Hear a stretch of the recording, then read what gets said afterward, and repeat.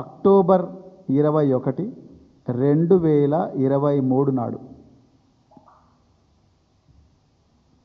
సాయంత్రం 6:30 మేడిగడ్డ బ్యారేజ్ దగ్గర పెద్ద ఎత్తున శబ్దాలు వినిపించినాయి అని చెప్పి, దాదాపు ఈ శబ్దాలు 2 కిలోమీటర్ల మేర వినిపించినాయి అని చెప్పి, ఆనాడు ఆ ప్రాంతంలో క్యాంపులో ఉన్న ఒక అసిస్టెంట్ ఇంజనీర్, ఆయన పేరు రవికాంత్, ఈ అసిస్టెంట్ ఇంజనీరు మహదేవ్పూర్ పోలీస్ స్టేషన్లో కంప్లైంట్ ఇస్తాడు.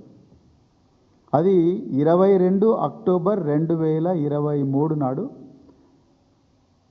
174/2023 of Mahadevpur police station.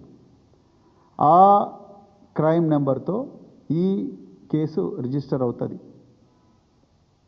Prevention of destruction of public property act కింద ఈ కేసు రిజిస్టర్ చేస్తారు. ఇంకా ఐపీసీ సెక్షన్లతో రిజిస్టర్ చేస్తారు. అందులో ఆ ఇంజనీర్ గారు ఇచ్చిన కంప్లైంట్లో చాలా స్పష్టంగా భారీ ఎత్తున శబ్దాలు వినిపించినాయి. అదేవిధంగా దీని వెనుక ఎవరో అన్నోన్ అఫెండర్స్ ఉన్నారు, అంటే అసాంఘిక శక్తులు ఉన్నారని ఆ ఇంజనీర్ గారు కంప్లైంట్ ఇవ్వడం జరిగింది.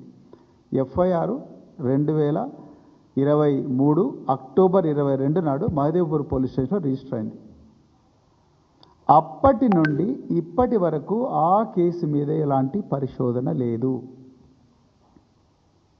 మరి నిజంగా డ్యాము కుంగిపోతే పేలుళ్ల శబ్దాలు రావు. మీరు ప్రపంచంలో ఇదంతా రీసెర్చ్ చేసి వచ్చే మాట్లాడుతున్న మిత్రులారా, నేనేదో అభాండాలు వేయడానికి, బీజేపీ కాంగ్రెస్ మీద అభాండాలు వేయడానికి రాలేదు.